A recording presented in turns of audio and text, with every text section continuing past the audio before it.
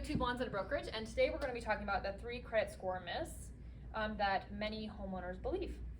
And honestly, I just learned something new today about this, but a lot of people think that by consistently checking their credit score, that's like helping them, and it actually is. But you want to be clear about what you're using to check them. So like people love Credit Karma. People love to go, oh, well, Credit Karma says I have an 805, and then you get it pulled and it's like a 750, so it's a very large gap. I did learn this from one of our preferred lenders. Experian is actually one of the best ways to check your credit score, aside from Credit Karma, because it pulls direct to one of the bureaus that, even aside from real estate, that people check.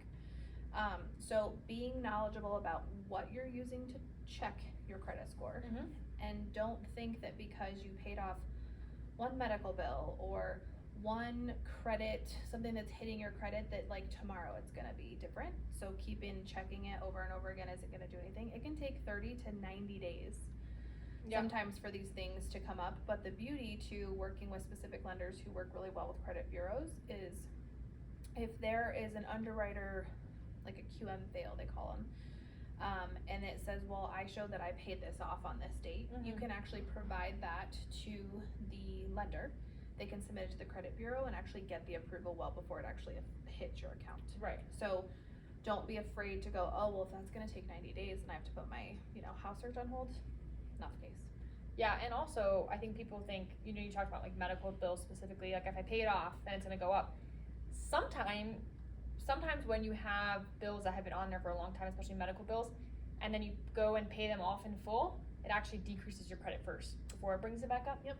So something else that's good to know. But yeah, checking your credit, as long as you're not doing hard pulls, does not hurt your credit to do that. And it's good to know where you're sitting, and you should be monitoring your credit all the time, because especially in the data age that we're in, there's all sorts of weird hacking type things. You want to make sure you're monitoring your credit. Just don't be doing hard pulls all the time. And a hard pull will have an immediate small ding, and then your credit will go right back up. And anytime you apply for a new line of credit, whether that be through a car or a credit card or a lender, you're always going to have that hard credit pull. So just know that that's where those pulls come from. It is a small ding, but it's not large, and it doesn't hurt you to be monitoring your credit. People also think that carrying a large balance on their credit card, I've actually had a friend that thought this, that you got credit, like your credit score went up the more credit debt you had. So like he had a credit card. None of you actually know this person too. So he had a credit card and he was like, oh, I'm going to use the credit card and then I'm only going to make the monthly payment because that's how I'm going to build my credit. So he carried a really large balance on his credit card. And if that is near like the high end of your credit utilization, then it's actually negatively impacting your credit. What makes your credit go up is to utilize your credit card and then pay it off. Show that you're making consistent payments, not necessarily carrying a high balance on your credit card. So I've seen that more with boys Dying to know than girls. No, You will laugh when I tell you. But boys seem to be more of like, I don't know, they just have weird views about credit. Well, and credit can get you into a lot of trouble. I mean, everybody People knows underestimate that, I think. People underestimate the value of your credit score in general, where they're just like, oh, I don't have great credit. It's like, oh my gosh, of all things, don't let your credit be bad. Well, and isn't it funny how no one ever teaches you that in school? No. There was No one never a talks about class that was like, hey, so if you want to succeed in life, you actually have to have a pretty decent credit score. Yes.